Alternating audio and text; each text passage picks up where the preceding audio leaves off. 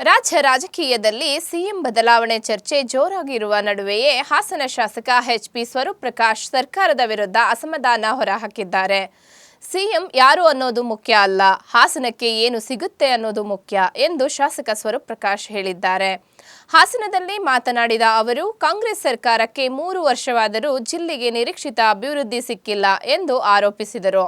ಹಾಸನ ಜಿಲ್ಲೆಗೆ ಹೆಚ್ಚಿನ ಅನುದಾನ, ಮೂಲ ಸೌಕರ್ಯ ಮತ್ತು ಜನಪರ ಯೋಜನೆಗಳು ಬೇಕು ಎಂದು ಒತ್ತಾಯಿಸಿದರು. ಡಿ.ಕೆ. ಶಿವಕುಮಾರ್ ಮುಖ್ಯಮಂತ್ರಿಯಾದರೆ ಜಿಲ್ಲೆಗೆ ಏನು ಅಭಿವೃದ್ಧಿ ಕೊಡುತ್ತಾರೆ ಅನ್ನೋದನ್ನ ಕಾದು ನೋಡುತ್ತೇವೆ ಎಂದರು. ಇನ್ನು ಜೆಡಿಎಸ್ ಆಡಳಿತದಲ್ಲಿ ಹಲವು ಯೋಜನೆಗಳಿಗೆ ಅಡಿಪಾಯ ಹಾಕಲಾಗಿತ್ತು. ಆದರೆ ಉದ್ಘಾಟನೆ ವೇಳೆ ಮಾತ್ರ ಕಾಂಗ್ರೆಸ್ ನಾಯಕರು ಮುಂದೆ ಬರುತ್ತಾರೆ ಎಂದು ವ್ಯಂಗ್ಯವಾಡಿದರು. ಹಾಸನ ಜನರಿಗೆ ರಾಜಕೀಯಕ್ಕಿಂತ ಅಭಿವೃದ್ಧಿಯೇ ಮುಖ್ಯ ಎಂದು ಸ್ವರೂಪ್ ಪ್ರಕಾಶ್ ಹೇಳಿದರು. ಶಾಸಕರಾಗಿ ತಮಗೆ ಗೊತ್ತಿದೆ, ಯಾವುದೇ ಸರ್ಕಾರ, ನಮ್ಮ ಕಾಂಗ್ರೆಸ್ ಸರ್ಕಾರ ಬಂದಂಥ ಸಂದರ್ಭದಲ್ಲಿ 3 ವರ್ಷ ಆಯಿತು. ಸನ್ಮಾನ್ಯ ಸಿದ್ದರಾಮಯ್ಯ ಅವ್ರದ್ದು ಕೂಡ ಹಾಸನ ಜಿಲ್ಲೆಗೆ ತಮಗೆ ಗೊತ್ತಿದೆ ಏನು ಅಂತ. ಹಾಗಾಗಿ ಎಲ್ಲೊಂದು ಕಡೆ ಏನು ಮುಖ್ಯಮಂತ್ರಿಗಳಾದ್ರೇನು ನಮಗೆ ಹಾಸನ ಜಿಲ್ಲೆಗೆ ವಿಶೇಷವಾಗಿ ಮತ್ತು ನಮ್ಮ ವಿಧಾನಸಭಾ ಕ್ಷೇತ್ರಕ್ಕೆ ಹೆಚ್ಚಿನ ಅನುದಾನವನ್ನು ಕೊಟ್ಟರೆ ಭಾಳ ಸಂತೋಷ. ಇದು ಅವ್ರಿಗೆ ಬಿಟ್ಟಂಥ ವಿಚಾರ ಪಕ್ಷದ್ದು. ಹಾಗಾಗಿ ಯಾರು ಮುಖ್ಯಮಂತ್ರಿ ಆದರೂ ನಮಗೇನು ಹಾಸನ ಜಿಲ್ಲೆಗೆ ನಾವು ಸಂಬಂಧ ಇಲ್ಲ ಸರ್. ಡಿ.ಕೆ. ಶಿವಕುಮಾರ್ ಸಿಎಂ ಆಗ್ತಾರೆ ನೋಡೋಣ ಸರ್. ಒಂದು ಕಡೆ ಎಲ್ಲಿ ನಿರೀಕ್ಷೆ, ನಾವು ಈಗಾಗಲೇ ಸಿದ್ದರಾಮಯ್ಯ ಅವರು ಒಂದು ನಿರೀಕ್ಷೆ ಇಟ್ಕೊಂಡಿದ್ವಿ.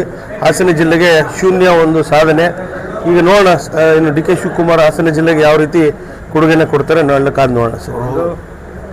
ಡಿ.ಕೆ. ಶಿವಕುಮಾರ್ ಹೇಳಿದ್ದಾರೆ, ನನ್ನ 2 ಕಣ್ಣಿದ್ದಂಗೆ ರಾಮನಗರ ಮತ್ತು ಹಾಸನ, ವಿಶೇಷವಾಗಿ ಹಾಸನ ನಾನು ಗಮನಿಸ್ತೀನಿ ಅಂತ ಹೇಳಿದ್ದಾರೆ. ನೋಡೋಣ ಸರ್. ಈಗಾಗಲೇ ಸಿದ್ದರಾಮಯ್ಯ ಅವರು ಹೇಳಿದರು, ನಮ್ಮ JDS ಪಕ್ಷ ಅಧಿಕಾರ ಇದ್ದಂಥ ಸಂದರ್ಭದಲ್ಲೇ ಏನು ಹೊಸ ನಮ್ಮ ಮಲ್ಟಿ ಸ್ಪೆಷಾಲಿಟಿ ಆಸ್ಪತ್ರೆ ಇರ್ಬೋದು, ಪ್ರತಿಯೊಂದು ವಿಚಾರದಲ್ಲೂ ಕೂಡ ನಮ್ಮ ಒಂದು ಪಕ್ಷ ಅಧಿಕಾರದಾಗಲೇ ಆಗಿಂಥದ್ದು.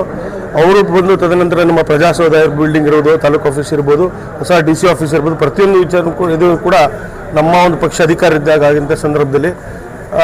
ಆದರೆ ಉದ್ಘಾಟನೆ ಮಾಡಿದ್ದು ಸನ್ಮಾನ್ಯ ಸಿದ್ದರಾಮಯ್ಯ ಅವರು.